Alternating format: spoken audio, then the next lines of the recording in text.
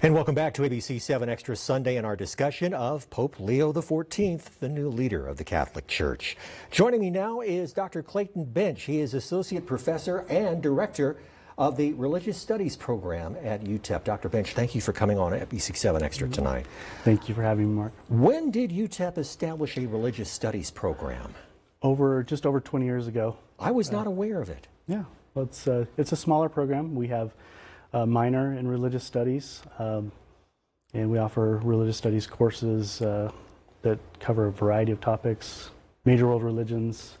We have a focus on, I would say, a little bit of a focus on biblical studies at this moment, so Hebrew Bible, Old Testament, New Testament, etc. Now, as the conclave began, in the back of your mind, did you have any idea that, first of all, a new pope would be selected so quickly and that the pope would be American?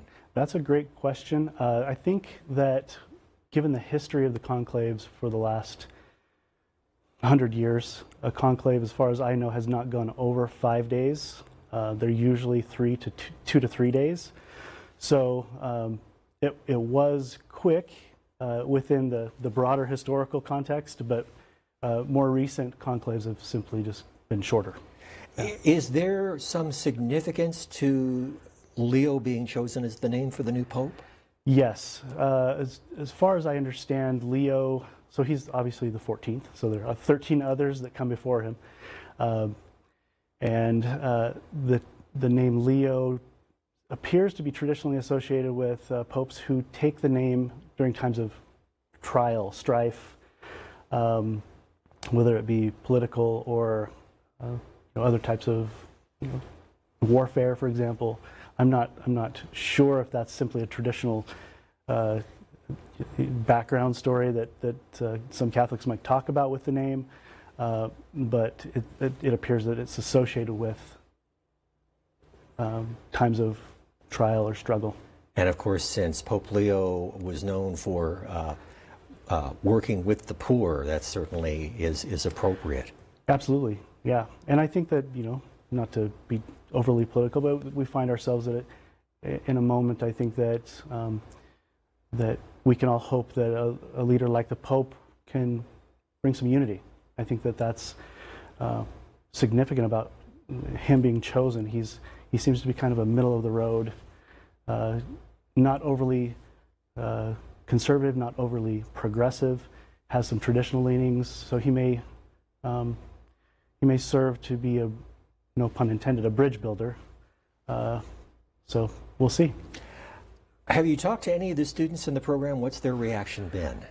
Not the students particularly. Actually, yes, I have talked to one student, but I mainly reached out to my friends who are Catholic, and it's a mixed reaction when it comes to the different political leanings of each of these people that we talk to. They all have hopes that this Pope will do certain things. The common theme that I'm hearing is that they hope that he'll continue on with the work of his predecessor, Pope Francis.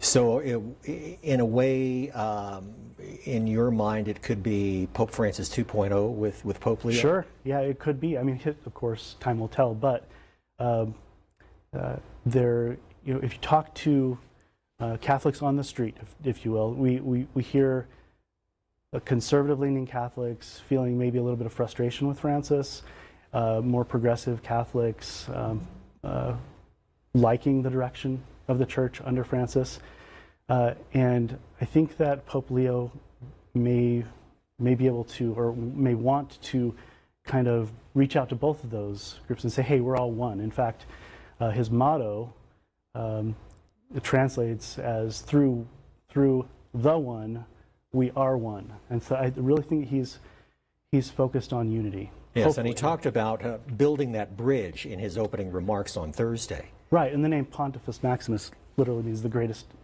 bridge builder. I think he'll take that role literally. Not only the theological idea that he's a bridge between heaven and earth, theologically or from a Catholic perspective, but also to bring people together. There's a lot of division in the Church. It's a massive church. There are what is over 50. Well, yeah, it's like, well, 1.4 billion Right. worldwide. Yes. Right. Yeah. So it's a massive church. There's a lot of different people with a lot of different ideas, a lot of different struggles that the church faces. I think that he'll continue on with Francis's attempt to rebuild trust within the church. A lot of people were disaffiliating themselves from the church because of a variety of different things, which we don't need to go into those. But there's a need to rebuild trust with some of those people who may have left, and he may want to bring back in. So, well, before his death, of course, Pope Francis commented on the migrant issues happening along the U.S.-Mexico border, and he condemned the mass deportations, and he frequently criticized the policies that discriminated against migrants. What is your sense about Pope Leo and what his position on migrants may be? I think we can go back to Francis 2.0, as you said earlier. His work in South America and Peru, I think, has really connected him to a lot of the issues that Francis was also very connected to.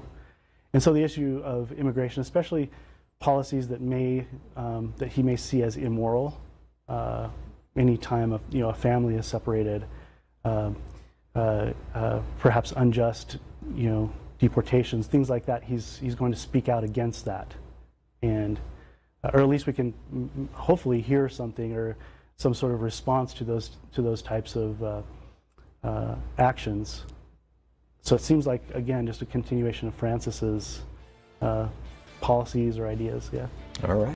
Dr. Clayton Bench with UTEP's Religious Studies program. Thank you for coming on tonight. Thank you for having me, Mark. Appreciate it. And thank you for joining us for ABC 7 Extra Sunday. I'm Mark Ross. Stay safe, stay strong. We'll see you next Sunday night.